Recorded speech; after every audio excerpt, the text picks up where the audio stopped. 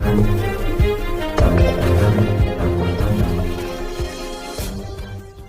भाऊ खाडेंसाठी मिरज सुधार समितीची प्रचारात आघाडी। मिरज विधानसभा निवडणुकीत भाजप उमेदवार डॉक्टर सुरेश भाऊ खाडे यांच्या प्रचारासाठी मिरज सुधार समितीच्या कार्यकर्त्यांनी आघाडी घेतली आहे।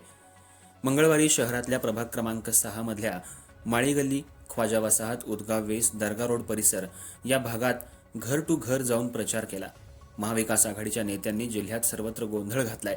मिरज शहरासाठी प्रलंबित प्रश्न मार्गी लावण्यासाठी भाजप उमेदवार डॉक्टर सुरेश भाऊ खाडे यांना प्रचंड बहुमतानं निवडून द्या असं आवाहन मिरज सुधार समितीचे ॲडव्होकेट ए काझी यांनी केलं।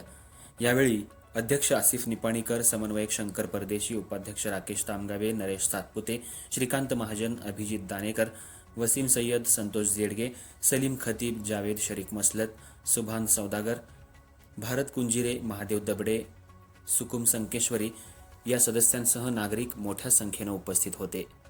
मिरज मतदारसंघामध्ये ज्या पद्धतीने काँग्रेस आणि राष्ट्रवादी काँग्रेसची महाविकास आघाडीनं दलित आणि अल्पसंख्याकांची चेष्टा केली आहे, ज्या पद्धतीने अनेक जे कार्यकर्ते आहेत ते वेगवेगळ्या माध्यमातून ते काँग्रेसचे महाविकास आघाडीचे जे कार्यकर्ते आहेत ते कार्यकर्ते स्टेज एकाकडे आणि मतदान दुसरीकडे अशा पद्धतीची भूमिका, त्यांनी प्रचार एकाकडे अशा पद्धतीची भूमिका घेतलेली आहे। त्यामुळे सर्वसामान्य कार्यकर्त्यांचे आणि धर्मनिरपेक्ष विचाराच्या मतदारांचे या महाविकास आघाडीच्या नेत्यावरील आणि त्यांच्या उमेदवारावरील विश्वास पूर्ण उडालेला आहे। त्यामुळे सर्वसामान्य जे नागरिक असतील, मिरज शहरातील जे नागरिक असतील ते नागरिक उत्स्फूर्तपणे भाजपचे उमेदवार डॉक्टर सुरेश भाऊ खाडे यांच्या प्रचारात सक्रिय झालेले आहेत। आज आम्ही मिरज सुधार समितीच्या वतीने सुद्धा या प्रचारात सक्रिय झालेलो आहोत।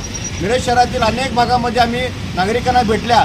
मिरज शहरातील ज्या प्रश्न असतील ते प्रश्न सोडवण्यासाठी, ज्या प्रलंबित प्रश्न ते सोडवण्यासाठी माननीय भाजपचे उमेदवार माननीय डॉक्टर सुरेश भाऊ खाडे यांना प्रचंड बहुमताने निवडून द्यायची विनंती केली। नागरिकांच्या अडचणी आम्ही जाणून घेतल्या।